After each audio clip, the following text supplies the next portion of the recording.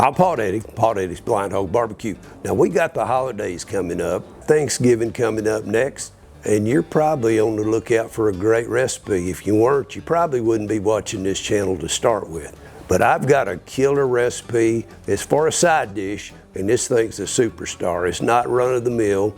It's one that can become your signature dish, and you'll keep this recipe, and it'll be in your starting lineup for a long time. It's Mimi's Special Green Beans, and they are special. Okay, I'm gonna make mine up in a 9x13 Pyrex dish. We want to start with 4 cans of green beans, drained. And right on top of that, we want to take 5 to 6 slices of bacon.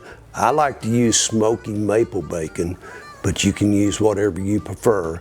Cut them up into small pieces and spread that out over the top of your green beans.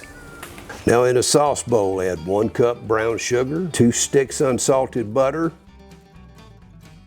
½ teaspoon garlic salt, 1 teaspoon soy sauce.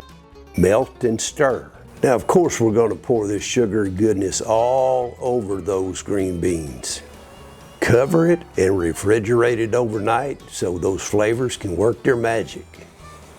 Next you want to cook it uncovered in your oven, or you can even use indirect heat on your grill for 30 to 40 minutes at 350 degrees Fahrenheit.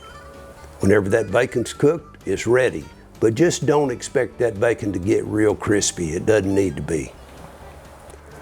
You'll be so glad you tried this. Now all you got to do is hit that like button on your way out. Please consider subscribing, and hope to see you next time at Paw Daddy's BlindHawg Barbecue.